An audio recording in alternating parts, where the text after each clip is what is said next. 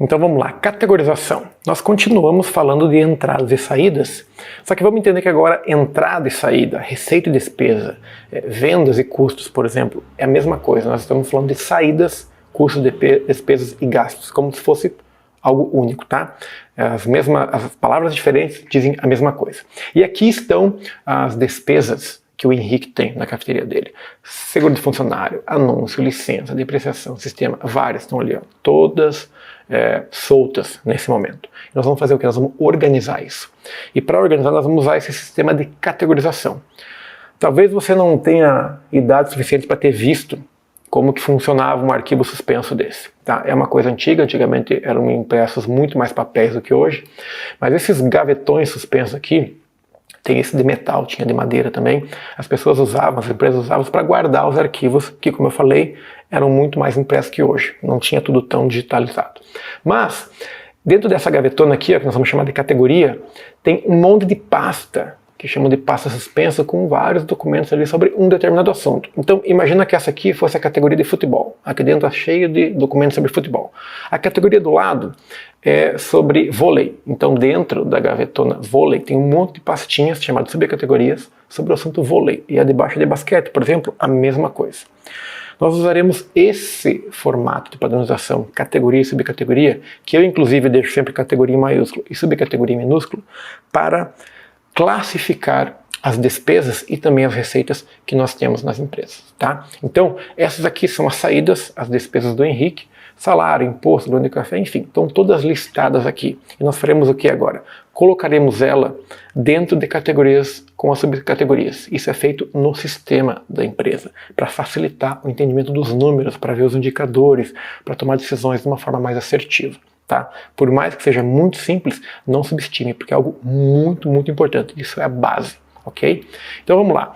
Na categoria administrativa, o Henrique colocou aluguel, contabilidade, software, sistema, licença, internet, seguro, energia e água. Na categoria pessoal, ele colocou salário, previdência, superanuenche como se fosse uma previdência e aposentadoria dos funcionários, seguro que ele paga para os funcionários.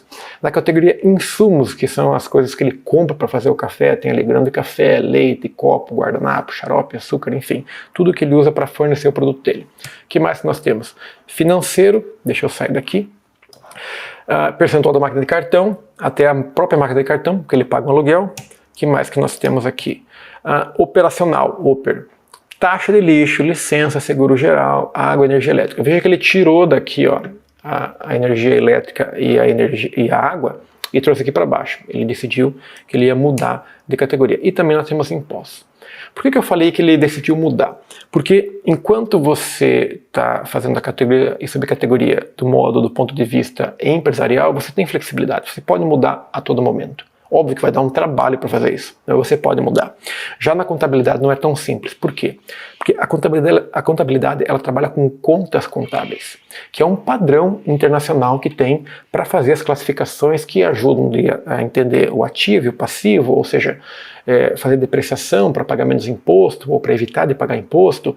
É a forma que eles usam para saber o valor da empresa, como que ela está se comportando e, obviamente, também como que tem que fazer o pagamento de impostos. Só que isso, geralmente, precisa de entendimento contábil para fazer. E eu não vou exigir que você tenha esse entendimento contábil aqui, não precisamos disso, nós podemos fazer de uma outra forma. Isso aqui acontece dentro do sistema, o mesmo sistema que eventualmente a contadora utiliza. Só que ela vai fazer classificação contábil e geralmente o sistema possui a opção de categoria e subcategoria. A contadora coloca dentro das contas contábeis dela, todas essas entradas e saídas, digamos, e existem opções de fazer a categoria e subcategoria. Existem opções que se chamam labels, existem também as classes, tudo vai depender do sistema que você usa. Então, é basicamente como se fosse você colocar uma etiqueta ou uma hashtag com o nome de a categoria que você quer. Então, se tem a classe administrativo, você vai ter uma despesa e você vai dizer que aquela despesa é da classe administrativa. O aluguel, a contabilidade e tal. Quando você precisa de um relatório ou entender quais são as suas despesas administrativas, você vai colocar essa opção, digamos, da classe ou da categoria administrativa e lá ele vai te apresentar o valor e o percentual que você tem em relação ao faturamento daquele departamento administrativo, pessoal, etc. e tal. Tá? Tem também o centro de custo, que é uma forma de você também direcionar as despesas de um departamento ou até de um projeto especial.